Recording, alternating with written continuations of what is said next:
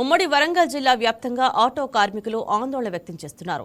Petrol, diesel ధరలు పెరగడంతో ఇబ్బంది పడుతున్నట్టు తెలిపారు. పెట్రోల్, డీజిల్, గ్యాస్ ధరల పెంపుతో పాటు నిత్యావసరాల ధరలు పెరగడంతో సామాన్యులు అప్పుల ఊబిలో కూరుకుపోతున్నారని అన్నారు.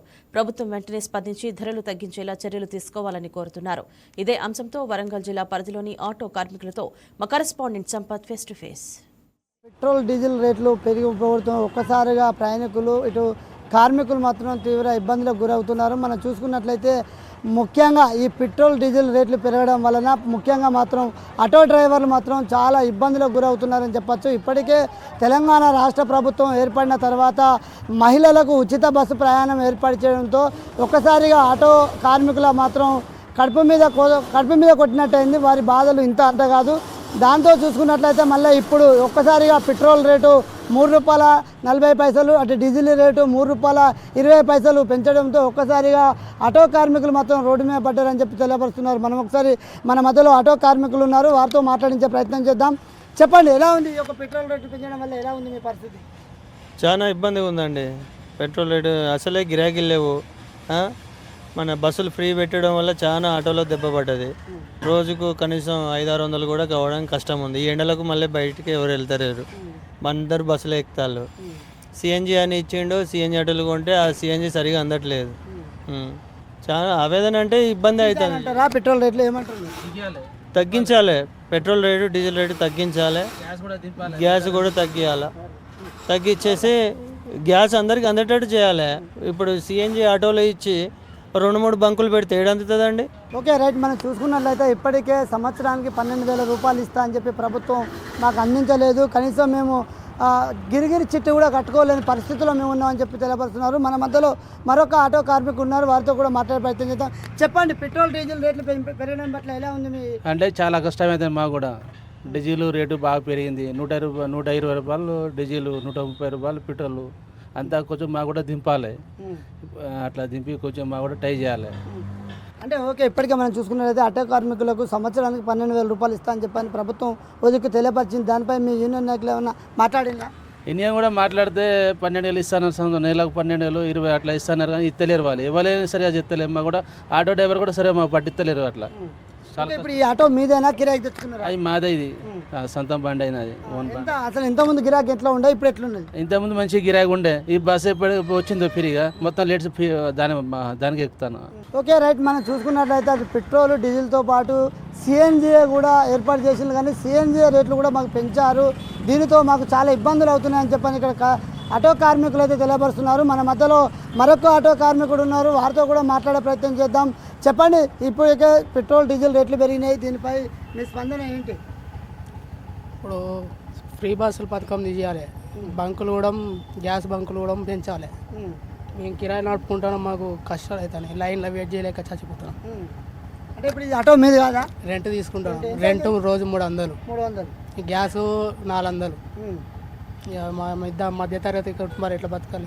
Okay, right. మనం చూసుకున్నట్లయితే ఒక రోజుకు అద్దెకు తీసుకొని ఈ వాహనాలను, ఆటోలను మేము తీసుకొని నడిపిస్తున్నాం. కనీసం మాకు అద్దె కూడా వెళ్ళని పరిస్థితి ఉంది. మా జీవనం, ఉపాధి గడవాలంటే చాలా ఇబ్బందిగా ఉందని చెప్పని ఇక్కడ ఉన్నటువంటి ఆటో కార్మికులు అయితే తెలియపరుస్తున్నారు. ఏదేమైనప్పటికీ ఇప్పటికే మనం చూసుకున్నట్లయితే అటు ఫ్రీ బస్సు ద్వారా మహిళలు మా ఆటోలు ఎక్కడం లేదు. దానితో పూర్తిగా మా వ్యాపారం మొత్తం దెబ్బతిన్నది. మాకు కనీసం ఇంట్లోకి వెళ్ళే అంత మందం కూడా మాకు బెనిఫిట్ లేదని చెప్పని ఇక్కడ కార్మికులు అయితే తెలియపరుస్తున్నారు.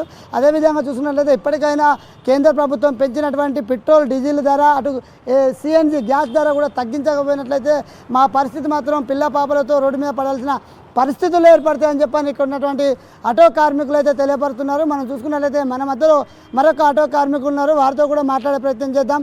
చెప్పండి బ్రదర్, ఎలా ఉంది అసలు ఆటో కార్మికుల పరిస్థితి ఏంది? ఇప్పటికే పెట్రోల్, డీజిల్ రేట్లు కూడా పెంచడం జరిగింది, దీనిపై ఏమంటారు? పెట్రోలు, డీజిలు పెంచడమే కాకుండా ఇప్పుడు సిఎన్జి అనేటువంటిది కూడా మాకు చాలా ఇబ్బందిగా మారుతోంది. అంటే మేము నడుపుకునే దానికంటే ఎక్కువగా సిఎన్జి కొరకే ఎదురు చూపులు చూస్తున్నాము.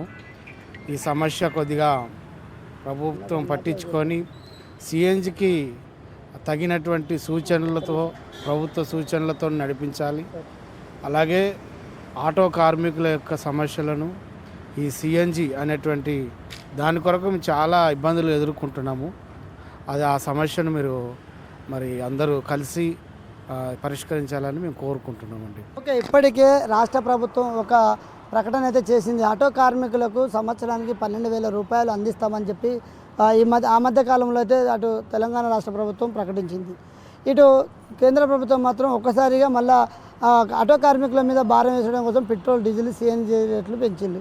దీనిపై ప్రభుత్వం మీపై ఏమైనా స్పందించిందా? మీకు నెలకు 12,000 ఇస్తాను. అసలు ఆటో కార్మికుల గురించి కానీ మరి ఆటో కార్మికుల గురించి కానీ పట్టించుకునే నాదుడే లేదు వాస్తవానికి.